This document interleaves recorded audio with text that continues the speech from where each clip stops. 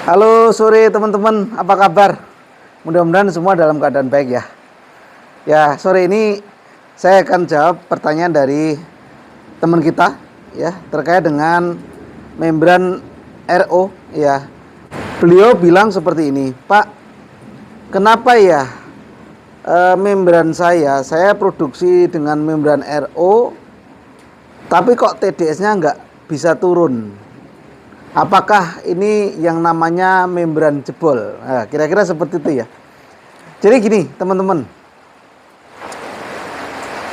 membran yang loss atau membran yang sudah nggak bisa menyaring partikel yang tidak diperlukan di dalam air, terutama untuk membran RO ini jarang sekali terjadi, bahkan hampir nggak pernah ya.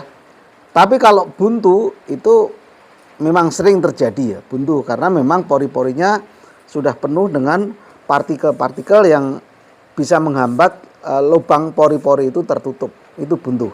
Tapi kalau sampai jebol artinya lubang pori-porinya melebar gitu dan air yang kita saring itu semuanya loss, jadi tanpa ada partikel yang tersaring, saya rasa itu nggak pernah ya. Ya, kasus ini mungkin teman-teman bisa perhatikan ya, baik di membran kecil maupun membran yang besar ya. Itu kan ada namanya O-ring. O-ring biasanya berlapis seperti ini, ada dua O-ring ya, ada dua O-ring ini. Teman-teman perhatikan ya. Coba dilepas, apakah O-ring yang terpasang di membran itu masih bagus atau tidak? Atau ada O-ringnya atau tidak? Ya. Kalau misalnya O-ringnya masih ada, berfungsi dengan baik atau tidak? Ciri-ciri O-ring yang berfungsi dengan baik ya, itu ini masih kenyal ya. Kalau kita tekan-tekan gini masih kenyal ya, tidak kaku. Terus kemudian tidak ada robekan ya. Ini berarti O-ring di membran ini masih bagus ya. Terus kemudian perhatikan seal ini untuk yang membran kecil, membran besar juga ada. Karet seal ini fungsinya untuk menghambat biar tekanan air kan dari sini ya, tekanan air dari sini itu biar airnya itu fokus melewati membran ini, tidak loss melewati samping ini ya, tapi semuanya lewat di membran, sehingga rembesannya itu nanti akan masuk ke lubang ini, rembesan, dan itu jadi keluar air yang bagus ya, air RO kita. Nah, ini salah satu penyebab air RO kita itu TDS-nya nggak mau turun. Itu ada kebocoran di sini ya, ada kebocoran di O-ring ini. Jadi air itu seolah-olah nggak kesaring lewat sini, ya, tidak kesaring lewat sini dan merembes gitu nggak ya. Tapi airnya itu lewat celah-celah ini, ya, lewat celah-celah di luar ini, bukan lewat di sini. Air ini kan air kotor ya, di sini air kotor, air yang memang belum yang akan kita saring ya, itu lolos masuk ke housingnya. Jadi masuk ke sini.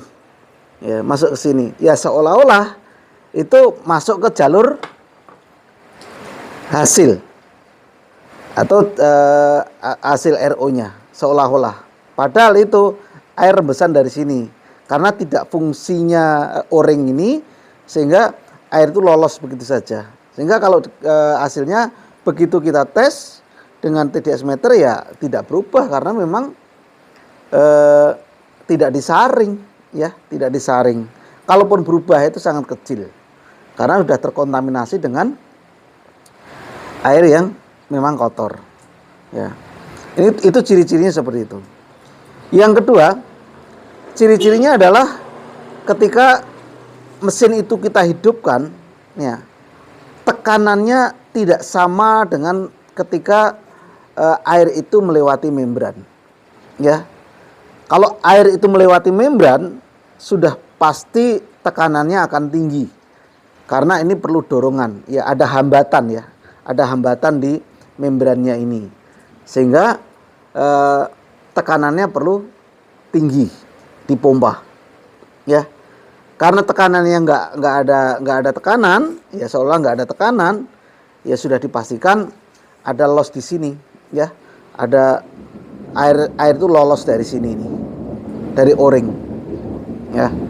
Hasilnya pasti nggak bagus, ya. Hasilnya pasti nggak bagus, ya. Jadi itu ya teman-teman ya, kalau misalnya teman-teman punya masalah, ya, baik membran RO yang besar yang 4040 atau 2000 GBD, 1000 GBD atau yang 100 GBD seperti ini. Ya. Jadi kuncinya ada di o-ring ini. Maka pastikan ketika kita mau pasang membran, ya. Pasang membran seperti ini. Ini untuk yang kecil, ya.